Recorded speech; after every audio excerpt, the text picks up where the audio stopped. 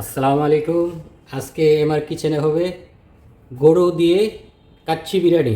পরিমাণ খুবই কম, 3 টুকরা হাড্ডি আছে আর সবই রিয়েল গোস্ত। তো এখন আমি এটা পাক করবো হলো গিয়ে আপনার রেডিমেড বিরিয়ানি মশলা দিয়ে। এই জায়গায় আমি 2 প্যাকেট বিরিয়ানি মশলা নিয়ে নিচ্ছি, এটা দিয়ে দিব। হলুদের পরিমাণ আর মরিচের পরিমাণ একদমই কম, তার জন্য এই জায়গায় আমি 1.5 চামচ হলুদ দিয়ে দিব, 1.5 চামচ হলুদ পাউডার, 1 চামচ মরিচের গুঁড়া দিয়ে দিব, 2 চামচই দিয়ে দিব মরিচের গুঁড়া। আধা কেজির মতন এই জায়গায় আমি দই দিয়ে দিব, টক দই। আর গোস্ত তো বেশি, গোস্ত হলো গিয়ে 2.5 কেজি। আর দিয়ে দিব পরিমাণ মতন লবণ। তো আমার কাছে হোয়াইট ভিনেগার নাই, তো আপেল সিডার ভিনেগার 2 টেবিল চামচের মতন দিয়ে দিব। আর এই জায়গায় হালকা আমি একটু চিলি সস দিয়ে দিব, রেড রোস্টার আর কি, চিলি সস দিয়ে দিব যাতে এটার ভালো একটা ফ্লেভার আসবে। আর দিয়ে দিব টমেটো সস। তো এটার এখন আমি ভালো করে মাখাইয়া অন্তত 12 থেকে 14 ঘন্টা আমি ফ্রিজে মেরিনেটিং করে রেখে দিব। এটাতে আমি এখন পেঁয়াজ ভাজা আর কি, বেরেস্তা, তেল কিচ্ছু দিলাম না, শুধু এইভাবে রেখে দিব। এখন আমি এটা ফ্রিজে, নর্মাল ফ্রিজে রেখে দিব মেরিনেটিংয়ের জন্য। ভালো করে ডাইকে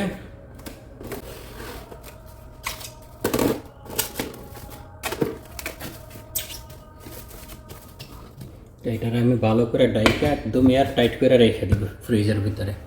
বাকি কাম কালকে থেকে শুরু করব। ওকে, তো কালকে তো শুধু মশলা দিয়ে আর দই দিয়ে এটা মিক্স করছিলাম, তো আমি এখন এটার সাথে বেরেস্তা দিয়ে দিব।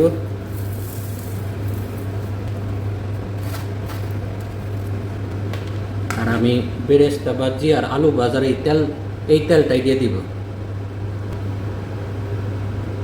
এটার আমি এখন ভালো করে মিক্স করব।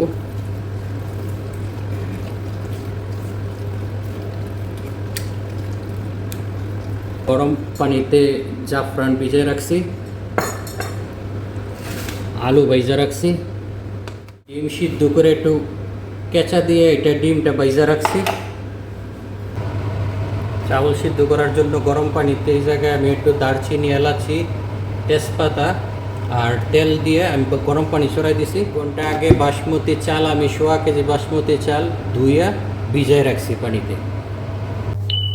আমার পানি গরম হয়ে গেছে,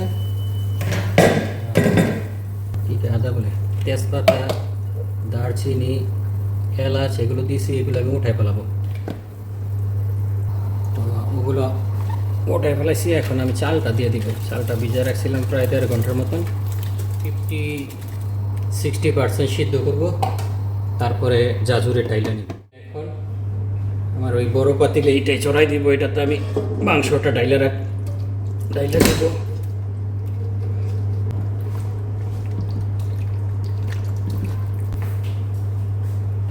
এই জায়গায় আমি আলুগুলো বিছিয়ে দিয়ে দিব আর ডিমটা দিব আমি উপরে।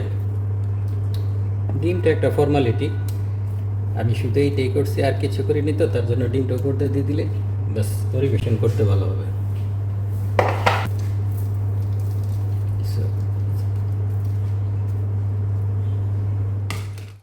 চাল মনে হয় বেশি হয়ে গেছে, গ্লাসটা মাপছি মানে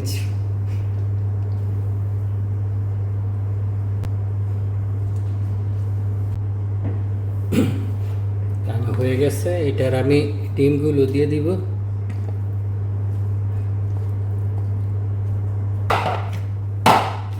এই জায়গায় 4 টুকরা বাটার দিয়ে দিব, আমি বড় বড় 4 টুকরা বাটার নিছি।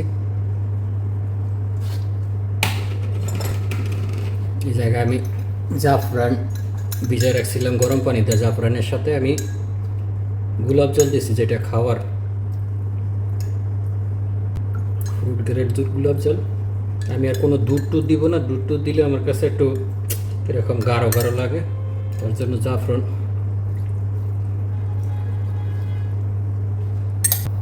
হাই পাওয়ারে আমি 10 মিনিট রেখে দিব, ঢাকনা দিয়ে দিব। আমার কাছে চুলা একদম বাড়ায় রাখছিলাম, এখন আমি চুলাটা কমাই দিব, উপর একটা আমি চাপ দিয়ে দিব। আমার 1 ঘন্টা হয়ে গেছে, এটা দমে দিয়ে রাখছি। তো এখন আমি চুলা বন্ধ করেছি, 2-3 মিনিট হয়েছে। এখন আমি এটা দেখবো ওঠায় কি অবস্থা। বিসমিল্লাহির রহমানির রহিম। আল্লাহ, একটা গ্রান আসছে।